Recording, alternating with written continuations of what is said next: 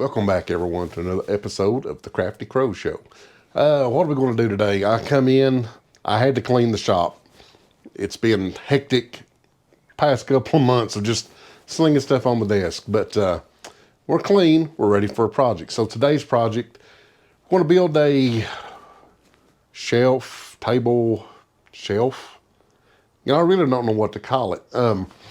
For the living room, we're going to build a little shelf with couple of boards. Is about a 3-tier shelf. It's going to have the pipe fitting legs and stuff, and we're going to stain it to kind of match the mantle. So I was thinking about this earlier. It's kind of cool.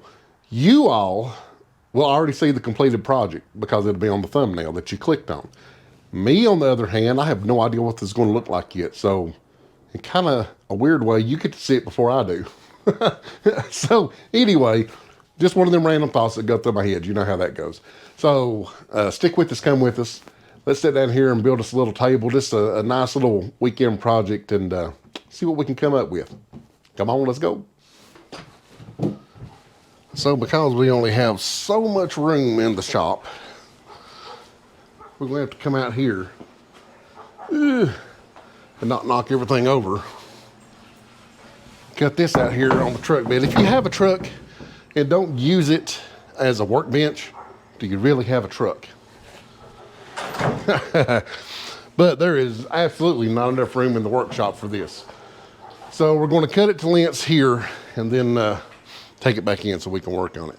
This is what was this? A 1 by 10 by 12. So untreated. So that's what we're going to use for the actual shelves on the thing. Now we're going to get started, and you're going to have to come over here if you want to see what's going on. Come on. Doggone it, I got too excited to start. Gotta put on my apron. Oh, I bet this is going to be loud. Hold on. We got to change out the microphone. Now then. Don't we feel like more of a proper woodworker with our apron on? Okay. We have got to measure. I'm doing 3 shelves and 4 foot wide a piece. I might go a little bit shy in the end product, but for right now, 12-foot board divided into 3 sections. Bring her out from the end, marker here at 4 foot. I swear these mechanical pencils for me has been awesome to work with. I used to do ink pens and stuff, and the mechanical pencils, especially if you get a fine lead on them, work way better for this woodworking. It just helps to erase things and stuff. So we'll go ahead and bring our line up. There's our 4 foot line. There ain't nothing to this. You all know how to do this stuff. Yeah, an electric saw will be better, but why not learn how to use these on hand tools instead of them just hanging on the wall?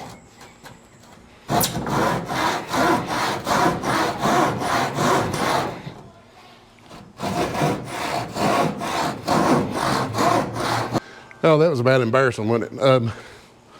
Still got a lot to learn with the old hand saw, but it did saw. I stayed on the line. It's just, so I ain't gonna bore you. I'll get these other ones sawed in half.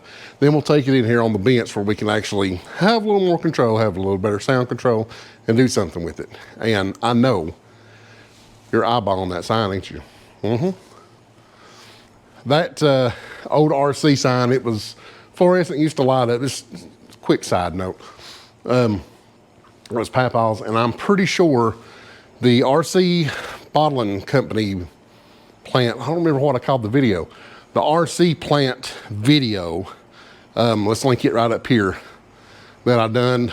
This come out of, if I'm not mistaken, I could be wrong, but where they done the assembly line, the bottling line, this was the clock that hung there. And everybody in the world tried to get it off Papa. Someday, we might try to figure out how to get that thing running again.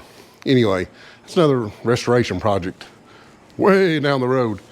But let me get these sawed up and then we'll get in here and see what else we're gonna do to them. Now then, we've got all the boards done. So,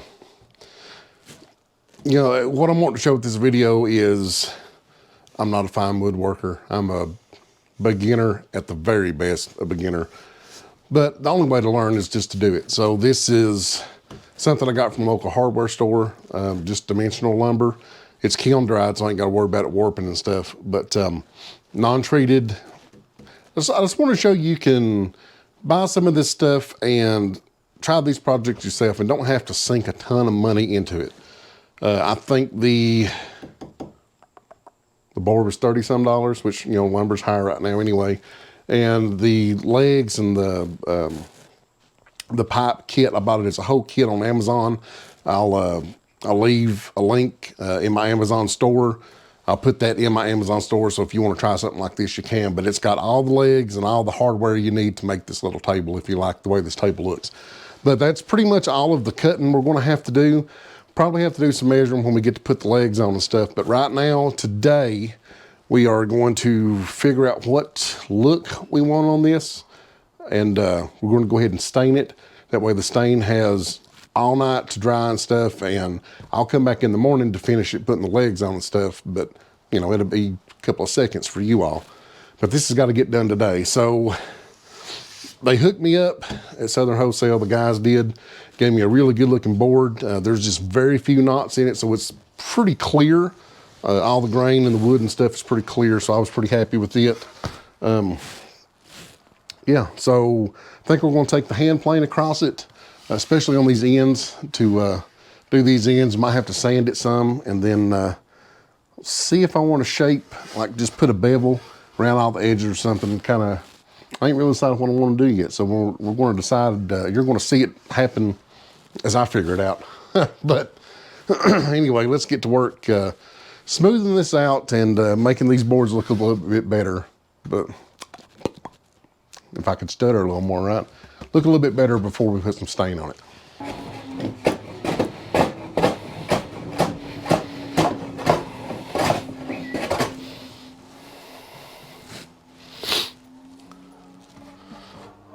I think sanding's going to work better from that. What do you think? Don't look too good.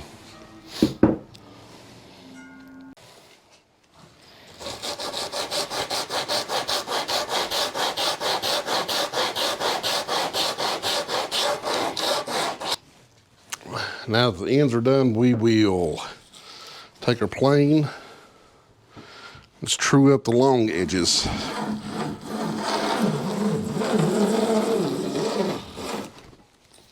Man, that ribbon is the most satisfying part of using a hand plane. I swear, I love it. I love it.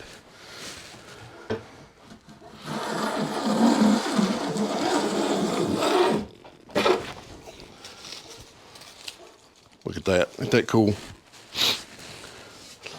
True up all the long edges. Then probably put that little chamfer on it like I was wanting to do. And I don't know if we'll run the plane along the flat edge or not.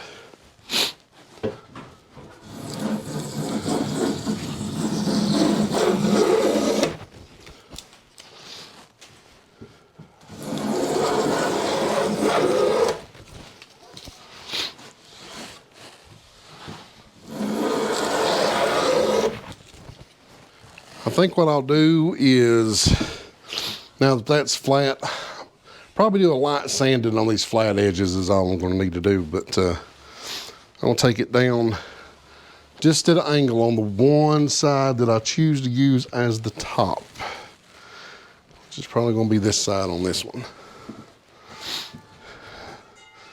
Nothing fancy, nothing major, just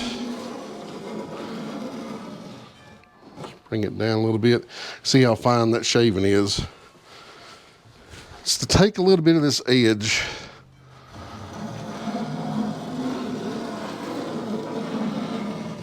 give it a little bit more look than this dimensional lumber. I think that'll look cool.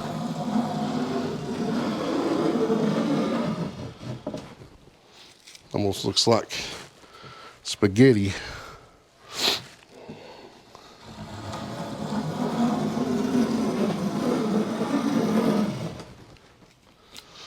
And it's not going to be perfect. I mean, I'm just making this for my house, you know.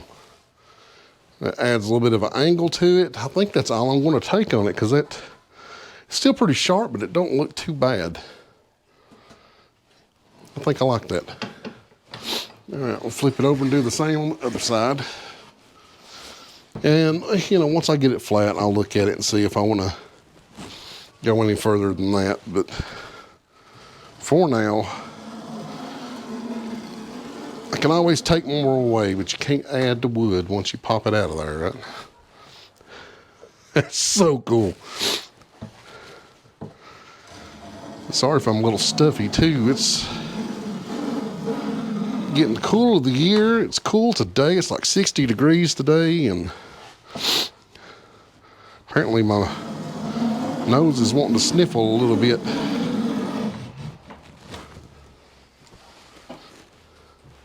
What did I do on that other one? 4 passes, does it sound right?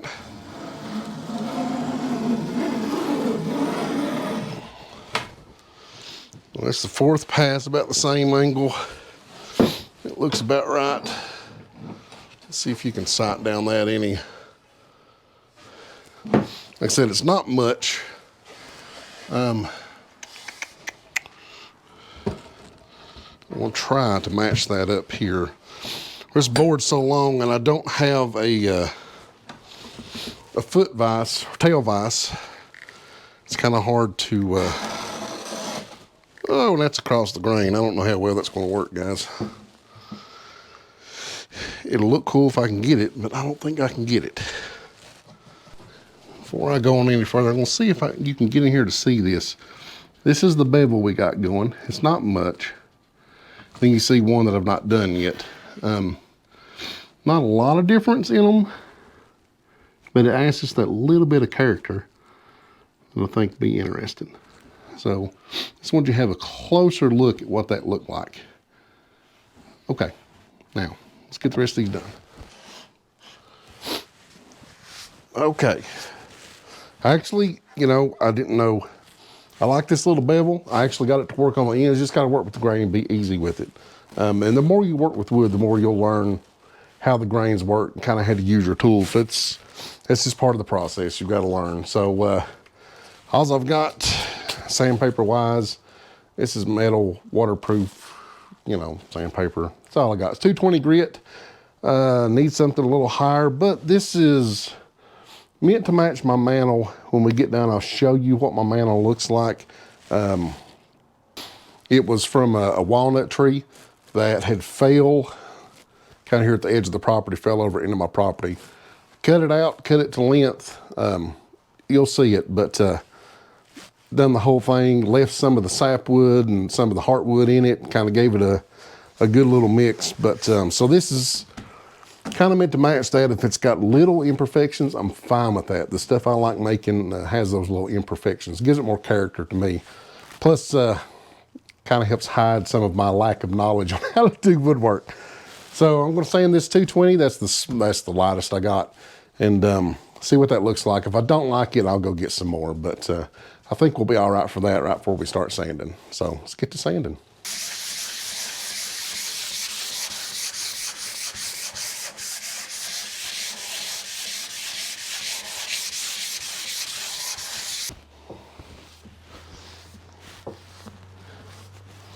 Now, as my friend Stamp would say, good enough for who it's for.